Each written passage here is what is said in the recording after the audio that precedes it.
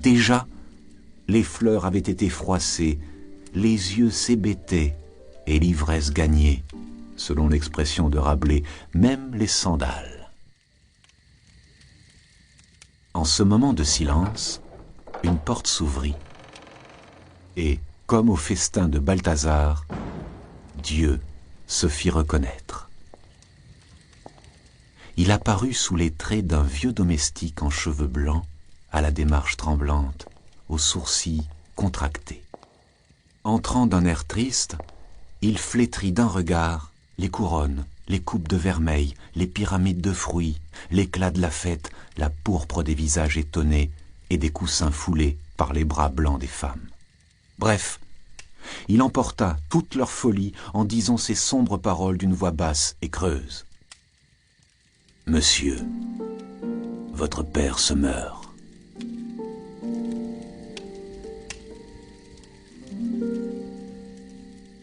Don Juan se leva en faisant à ses hôtes et au prince un geste qui peut se traduire par « Excusez-moi, ceci n'arrive pas tous les jours. » Est-ce que la mort d'un père ne surprend pas souvent les jeunes gens au milieu des splendeurs de la vie, au sein des folles idées d'une orgie? La mort est aussi soudaine dans ses caprices qu'une courtisane dans ses dédains. Elle est femme, mariée au genre humain et fidèle. Où est l'homme qu'elle a trompé? Quand Don Juan eut fermé la porte de la salle et qu'il marcha dans une longue galerie, froide autant qu'obscure, il s'efforça de prendre une contenance de théâtre, car en songeant à son rôle de fils, il avait jeté avec joie sa serviette. La nuit était noire.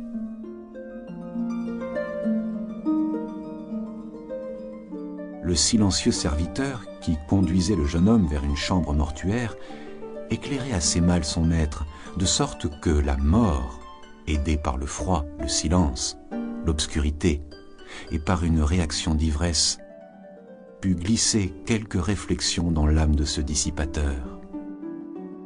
Il interrogea sa vie et devint pensif comme un homme qui va devoir juger un de ses procès.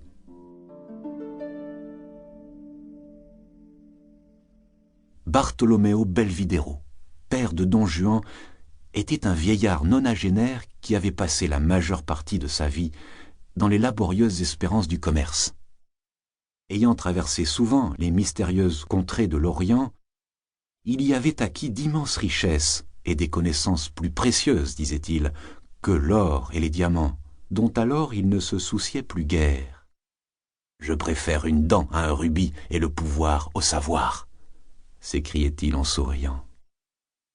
Ce bon père aimait à entendre Don Juan lui raconter une étourderie de jeunesse, et il disait d'un air goguenard, en lui prodiguant l'or, « Mon cher enfant, ne fais que les sottises qui t'amuseront. » C'était le seul vieillard qui éprouva du plaisir à voir un jeune homme. Il jouissait de l'avenir de son fils, comme si cette brillante vie eût été l'espérance de sa tombe. À l'âge de 60 ans, Belvidéro s'était épris d'un ange de paix et de beauté. Don Juan avait été le seul fruit de cette tardive et passagère amour. Aussi, ne faut-il pas demander si le vieux Bartolomeo aimait son fils, le vivant portrait de cette femme adorée.